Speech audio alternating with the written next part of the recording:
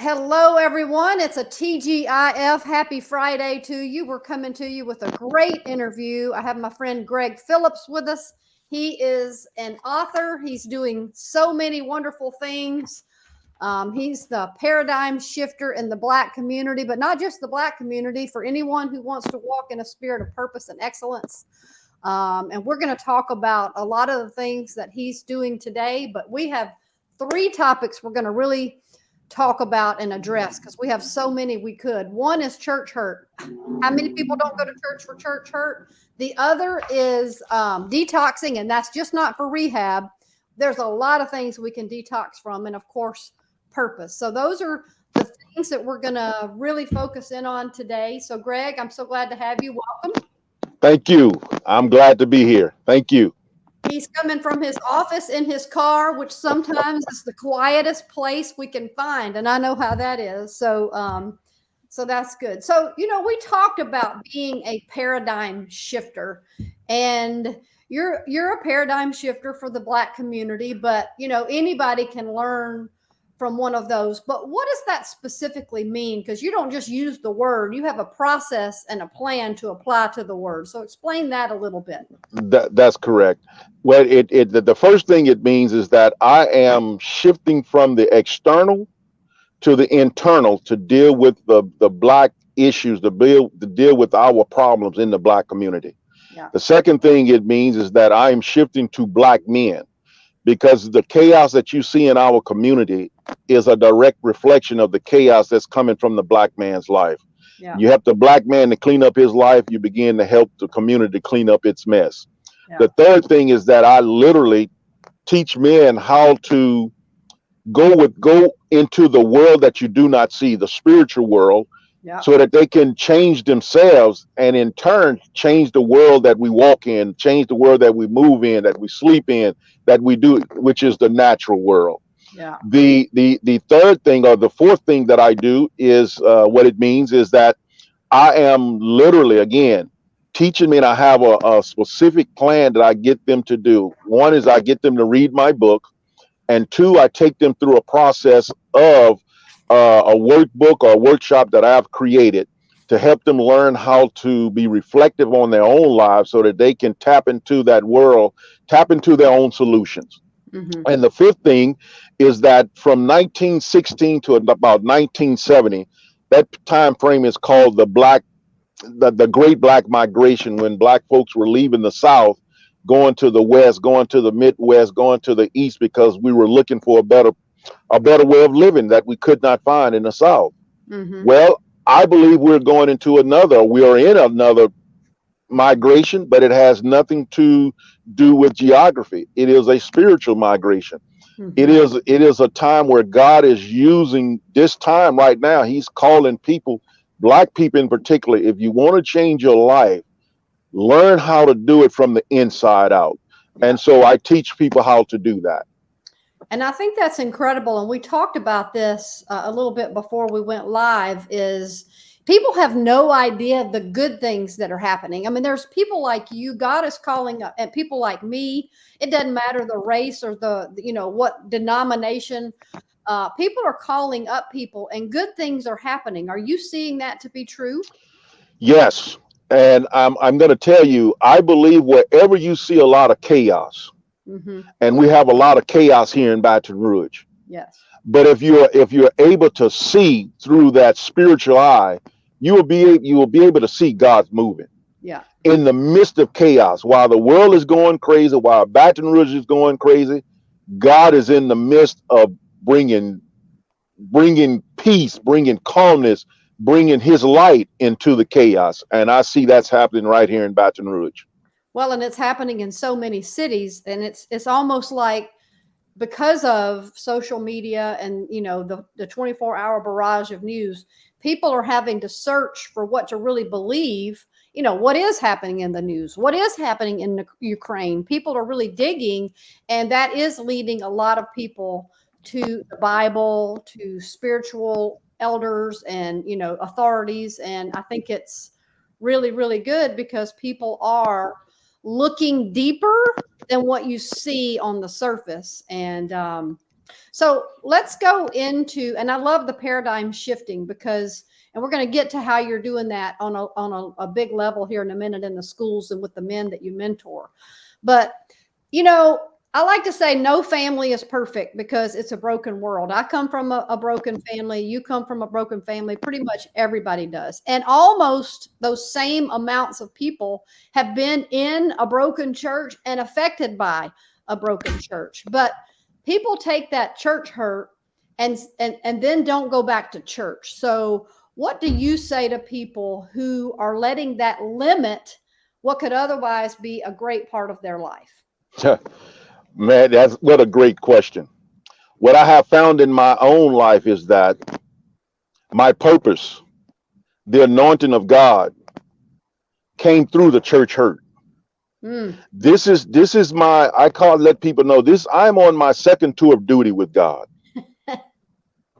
My first tour of duty started when I was 18, right here in Baton Rouge. From age 18 to about 31, 32, I had a lot of success in my first tour of duty with God. But there were some things that God was trying to teach me, trying to bring me to another level, but I couldn't see it because I was having too much success on the level that I was on. And so I became a missionary in Venezuela, and that's where all hell broke loose. In the first tour of duty, everything I touched seemed like it was turning to gold. God was with me. God was showing me that he was with me. But in 97, while I was on the mission field, things began to change a little bit. God began to deal with me in a different perspective. And so I was working with some teammates who we knew here in Baton Rouge. We all worked at the same congregation in the college ministry.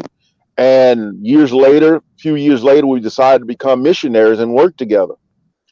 But it didn't work out the way it worked out when we were on LSU campus working together. We all had the same goal of saving souls, but we had different agendas of getting there. And when I tell you, we literally had a fight. There was two camps.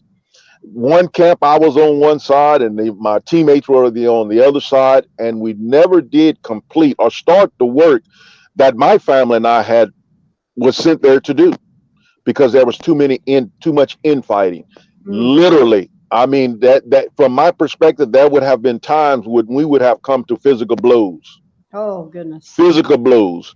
We left the mission field after being on the field out of the country for 3 years. We came back in 98 and we had several different things going on. And like I said, God began to transition me into hardship. I began to walk in the wilderness from 1997, and that wilderness walk or visit lasted all the way up until 2018. When my first wife divorced me, we worked on the mission field together. We came back and just a lot of things happened, a lot of devastating things.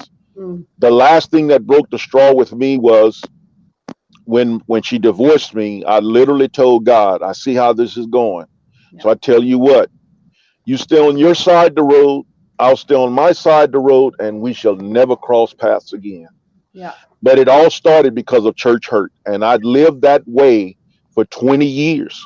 Wow. 20 years. I was 31, 32, and I didn't come out of that state. I didn't come out of that wilderness until I was 51. Wow. So you lost. I mean, you didn't lose it the 20 years because, I mean, we talked about, sometimes God has to take you down to the bottom of the mountain before you can really look at where you've got to go to. So he did, pain always has purpose. So that pain of the church hurt, now you can speak to people who have church hurt. We're getting some good comments from friends here. Got one guy watching from Kenya. And anyway, so yeah, it's church hurt is, I mean, you at some point you got to get over that and go back to church, right? That is correct. But before you do that, you got to address the issue that got you there in the first place. Amen to that. And so I had a friend ask me, this was back in 2017. He asked me one day, he said, Greg, when are you going to forgive the church? Ooh. And it was a question that allowed me, he put his hands on that knob where all that hurt was. Yeah. And when he looked at me and I looked at him, tears just started rolling down my face. And I looked at him and I said, we can change the subject. I'm not going to talk about that. I was not ready, but God was, oh my God. Oh. If I start sharing tears, it's not tears of hurt, but it is tears of joy. It is tears of reflection how God is so loving. Right. Because I lived a life of sin in straight up darkness, but God chased me down. He chased me down because he had something for me to do. Wow. And I couldn't do it in that state. Isn't that amazing? Yes, excuse me. I'm amazed at God, because during that 20-year period, God would always come across in my lane, and he would come in my lane from the perspective people asking me, are you a preacher? Mm-hmm. And my response would be, do I have preacher written across my forehead? Did you not hear the language that was coming out of my mouth? And the first question you ask me, am I a preacher? But that was God's way of showing me that I'm checking on you. Yeah.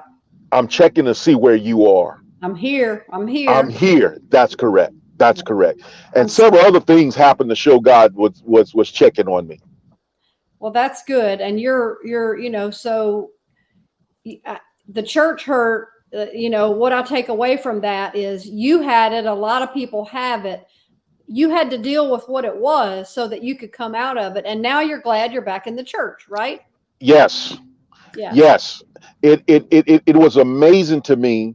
The things that I do with black men and other men, mainly black men, but I will do it with any man that needs help. Yeah. The main thing God showed me was the thing that he used for me to deal with my hurt, to get over my hurt, is the same thing that I use to help other men get over their hurt. Yeah.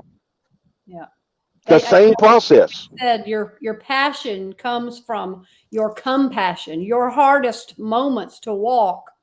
You can carry somebody through those same hard moments because you know what it's like. Yes. Yes. I know what it is to tell God, leave me alone. Yeah. Isn't that something? I don't want to hear what you have to say. And what's behind that is I don't want to hear what you're trying to say to me. I don't want to listen to it because you didn't do what I wanted you to do. Exactly. That's the number one thing. Yeah. Yeah. Yes. Yes. Well, that takes us to detox, because we know that, if you're addicted to anything, there's a detoxification process. And there's a lot of people who really are great in that arena and have become specialists in that. But when you talk about the men that you work with, because you work specifically with one-on-one young black men, how do you teach them to detox from their community, detox from wrong thinking, detox from bad friends? I mean, that in and of itself is the start of a real detox. Am I correct? That is correct. That is correct. Well, the first thing that I do with young men that want to change their lives, I sell them my book. Yeah. And it's for two reasons that I do this. The first reason is, if you want to change your life, you got to have skin in the game. Yeah, that's why you don't give it to them. That's correct. Smart. That's correct. Mm-hmm. And so I let them know that I don't waste my time. I don't waste my own time, and I'm not going to allow you to waste my time. Yeah. So I give them 2 weeks to read the book. That's amazing. Okay. And after they read the book, we get back in contact with each other, and then I take them through my workshop. I created a workbook to go with my workbook. My book is an inspirational thing. It is, when you read that book, you're going to be seeing my life, it's going to be like a mirror. It is. That you're going to be a better life. Who can't do that? Yes. And once they realize, wow, I could do this, I'm inspired to do this. Mm-hmm. Then I'll take them through the process of going through my workshop, which consists of 4 things. The first thing is detoxification. The second thing is discovering who you are as an individual. The third thing is discovering what your purpose is. And the fourth thing is making applications from those three things that we looked at. Mm-hmm. When the detoxification stage, I have them break their lives down into 10-year intervals, Yeah. starting with the year that they were born up to the current year. And I just asked them a simple question. Where did you receive your first hurt? Where did you receive your first disappointment? Yeah. Because what I have found in life is that we are creatures of habits. And so if I have a bad habit in not dealing with my problems, it stemmed from the first one. Mm-hmm.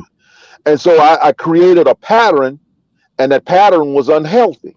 So Yeah. let's go back to that first step. I want to know the what, the why, the when, the who, the where, and the how. And I want them to put a spotlight on these things.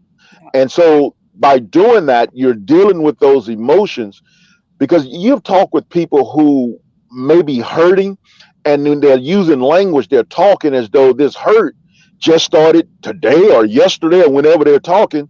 Then when you continue to listen to them, it took place years ago. But they're talking in language as though it just happened. Yeah. And what happened is that they have never dealt with that hurt. Yeah. They have never dealt with it. And let me just ask this question, because, you know, I always say the past is present until it's resolved. And in the Christian community, people argue with that, because it's no, just accept Jesus. He heals everything. He does. But sometimes, no, all the time, you have to go back over those hurts and dig up the dirt to plant new things, right? That's correct. That's correct. And that was God. God did that to me. Yeah. After staying, I'm not going to church for 20 years. Mm-hmm. Now there was times you will find me in church, but I wasn't out. My body was there, but my soul and my spirit was not there. Mm-hmm. I wasn't in it. Yeah. But what God did with me in June 1st, 2018, was a Friday. The following Sunday, I was in church. Yeah. And in July, God did something on a Sunday. The pastor preached a sermon about Joseph and his three friends. And after the sermon, it was though God was using that sermon and he and I were just talking. And it was almost God was looking at me and said, now, what are you going to do about your hurt? Yeah. What are you going to do about your church hurt? Mm-hmm. And I couldn't get out of church quick enough that day. Yeah. I called the church that my hurt had stemmed from 20 years prior to that. And I called them and set up an appointment with them to go and talk with the elders and leaders the following Sunday. The following Sunday, I was at their church at 9 o'clock, from 9 to 9:30. And I let them know I'm not here to fellowship, but I was here to free myself through forgiveness. Yeah. And I told them what I was forgiving them for that had taken place 20 years prior in 1998. Wow. That's how long I was holding that stuff in my heart. That is so great. And God was letting me know, if you want to know what I'm calling you to do, then you got to free yourself from this. Ooh. And God was true to he was true to his promise. That is because when I freed myself through forgiveness, God started giving me revelation of where he wanted me to go and how he wanted me to do it. Wow. That's amazing.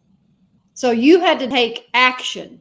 It wasn't just a prayer, which is a great thing, but God, and I've seen this in my own life. I had to go back and undo some things. So God does give us a plan and a process. You're at the bottom of the mountain. You feel like you're in a valley, but God's trying to take you back up free so that you're free to go pursue your purpose, right? That is correct. And the reason being is, if you never deal with that hurt, if I had not dealt with that hurt that was in my heart since 1998, the new things that God was giving me, I was going to filter all that God's agenda through that hurt. And then when I'm on the street, I am telling people my agenda and not God's agenda. Yes. So God had to help me deal with that hurt, so that I could receive new things and get new revelation and not filter it through mess. Yeah. Am I making sense? Well, I want to pause on that, because what we think we're impatient as Christians. We're impatient as a culture. It doesn't matter where you are. So we think there's an easy button and we can just pray a prayer and it'll be done. So what about that process of patience? We have to surrender to what God is doing in our heart of hearts. And that's hard for people. Yes, ma'am, it is. And what I have found in my own life is that God will give you peace. Yeah. God will give you comfort, but God will leave you in your mess. And the reason why he leave you in your mess, because he's working a process. Yeah. And it is on his time frame. Yeah. It's on his time frame and not mine, not ours. Mm-hmm. And so that mess that he's left us in, he's using that mess to shape and mold us into what he wants us to be, so that when we start working in our purpose again, we're not working from our agenda, but we're working from his agenda. And we're going to pay a price. Jesus paid a price to give us salvation. Yeah. And if we're patterning our lives behind Jesus, well, we're going to pay a price. It's not going to come cheaply. We're going to pay a huge price. Yeah. Well, and we have to die to ourselves. Yes, ma'am. So, and that process, and I mean, you look at how painful it was for Jesus. I mean, we're the ones who make that process, the long process, kind of like yes. You out of church. If we just surrender and say, Lord, have your way, and really, really mean that, it doesn't take as long, because we're not fighting over whose will is going to be done. That is correct. And God, one thing I've learned also is that God will never usurp your will. Yeah. He created us with free will. Yeah. And God wants us to serve him with a loving heart. He didn't want to make us. Right. And so we have to choose on a daily basis, as Jesus did in the Garden of Gethsemane. Yeah. Not my will, but your will. Mm-hmm. We have that same mind. We have to go through that same mindset. Yeah. Not my will, Father, but your will. Yeah. That's so powerful. And, that's where, sometimes it's, Lord, thank you for my belief, but help my unbelief, because, that unbelief, and there is a demonic force out there trying to distract us. And, he comes to steal, kill, and destroy. But God has given a plan for that too, because, we can say we can resist the devil and he has to flee, but we have to resist the devil in order to make him flee. That is correct. And another reason why it's so hard, so imperative that we deal with our hurts, because we have to understand that Satan is very crafty. Yeah. Satan will allow us to go to church. As a matter of fact, Satan will raise his hand and go and praise along with you. And it's like events. We look at God as events, and God wants us to learn how to truly live for him. And so what Satan does is he will remind us of that hurt. Yep. And so it's our fault. That's correct. Yeah. He will remind us of that hurt to keep us forever feeling as though we're defeated. Yeah. And so if we never go back and deal with those past hurts, we give Satan the ammunition that he needs to use against us. Yeah, it's so true. It's so true. Well, and so let's talk about purpose, because I truly believe that we're all created. God put us here intending on us to live out a power-packed, empowered, purposeful life. And so we have to first believe that God put us here for a purpose and gifted us to live out that purpose. And then we have to submit those days, those calendars, those hours, those minutes to him, so that he can bring about that purpose. It's not our job. It's his job. We just believe him to do it. And, talk about that with the young men and when you go into schools, because you do this every day. How do you convince people? You got a purpose for your life, man. Go live it. I mean, well, it's interesting that you ask. And one of the things I do, I told you during the detox stage, I have these young men break their lives into 10-year intervals. Mm-hmm. Those 10 years intervals is not just to find hurts, but it's also to find out from very young. See, our lives just didn't start when we became adults. Right. Our lives started when we were younger, and we left I call them crumb drops. We left some droplets of what it is God has called us to do. Yeah. When I started looking at my own life, I realized, wait a minute. When I was younger, I wanted to do something in the Black community. It started with my own family. It started with me stopping my oldest sister from actually literally killing her daughter when she was a baby. It started in things like, it started when I wanted to make a difference in the neighborhood that I had grown up in. And so those purposes were already there. I just didn't understand them. Right. And so once I dealt with my pain, God was able to have me to reflect on my life by going back when I was a child and just said, okay, now I'm going to connect the dots for you. Yeah. You are working in the Black community because that's what I put in you. And you were stumbling over it as you were going along in life, but you were trying to work on things that I had called you to do. Yeah. Am I making sense? Yeah. And so what we are meant to do in life started way back then. We just don't take the time to reflect on our lives and to see what God has called us to do, and where He wants us to be, how He wants us to do it, where He wants us to do it, because we all have purpose in life. Yeah. But again, I'm sorry, go ahead. So part of purpose is going backwards in order to go forwards and looking at those stepping stones God put together. You know, ask a child what they want to be when they grow up. They have no qualms telling you 3 or 4 things they have no doubt they're going to be. That's correct. An adult, I just want to make it, you know. That is correct. That is correct. And life just comes at us. You know, I tell young men, life's going to come at you in 3 different ways. It's going to come at you as a man, it's going to come at you as a father, and it's going to come at you as a husband. Yeah. And you have to understand which area is life coming at you. But if you're single, then life is only coming at you as a man. So it's best for you to find out who you are as a man first, where you don't have all these other things, life coming at you as a father and as a husband. You just have it coming at you as a man. So let's figure out who you are as a man. Because if you don't know who you are as a man, you can forget about knowing who you are as a husband and a father. That's so powerful. That's so true.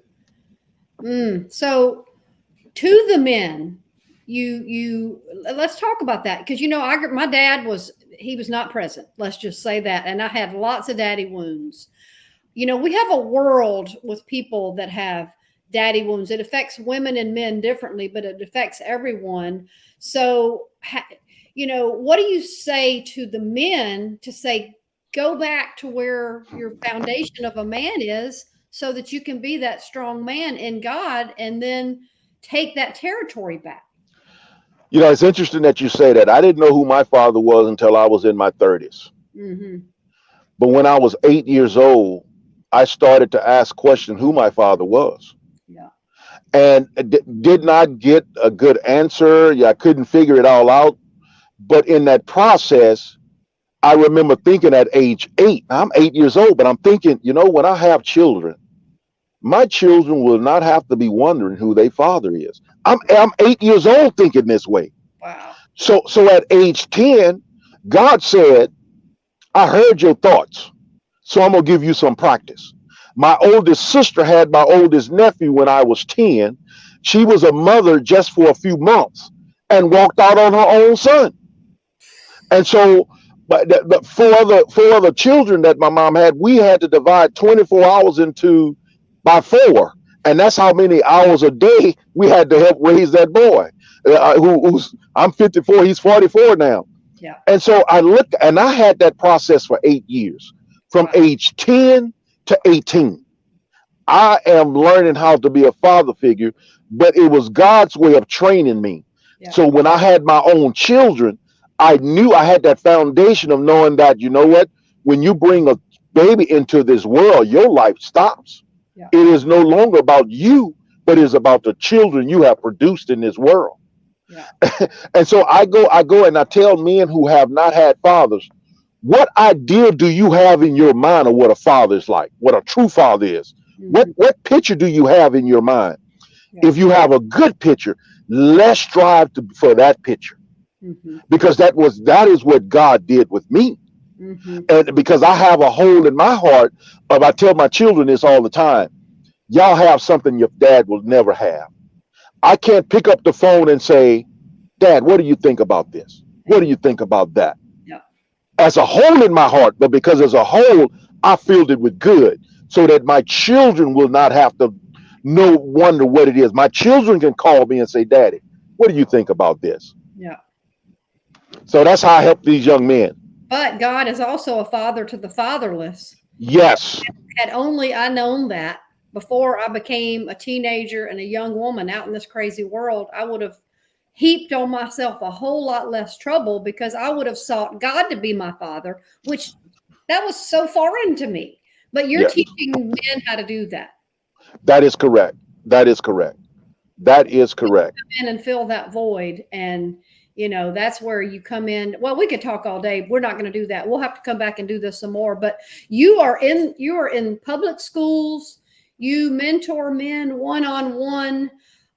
This is what you do. So if people are looking at you and saying, boy, I'd like to talk more to him, I would like to connect him with a young man in my life, I would like to help his ministry, help him go out. Well, and I'm going to post your contact information on the interview, but what do you want people to know about how to reach you and come alongside what you're doing? You could call me at area code 225-246-5753. And I'm going to I prefer that you text me, because I get so many soliciting phone calls for me to buy this and buy that. And text me, let me know what you want, what needs you have, and I will respond to the text. Or you can email me at G as in Gregory, L as in Lionel, P as in Phillips. That's GLP, Equipping Black Men Enterprise. I'm sorry, Equipping Black Men at gmail.com. Let me repeat that. And I'll put it in the post, so you don't have to, I'll make sure it's clear. But you know what's a good thing to do also is buy some books and just have them on the ready for people. If you see someone who needs a reason to fight for a better life. That's correct. And you can buy you can get that book from my website. My website is glp.com, glpenterprise.com. Yeah. And you can buy that book. I do keep books with me where I'll just mail them to you directly. Yeah. But yes, again, it's $20 I guess it would be about $27 if I have to mail it to you and stuff like that. Yeah. But again, my office is, I'm always at CC's Coffee House on Airline in Bluebonnet. That is my second home. That's where I am now. I met, and that's a good office to have. Thank God for coffee shops for us entrepreneurs, yes. Right? Yes. Well, I love what you're doing. I love how you're doing it. I'm just so fascinated with where you've come from and to where you've come to. And I believe that's the emphasis. It's not what you go through, it's what you get to that God is. Amen. And I know you're going to do great things. You're going to continue to do great things. And we'll have to come back. And you know what I would like to do next is have you with one of the men you mentored who has now seen the light, so to speak, together, because I think that will be a great testimony to that. But we'll come back to that. But sounds good.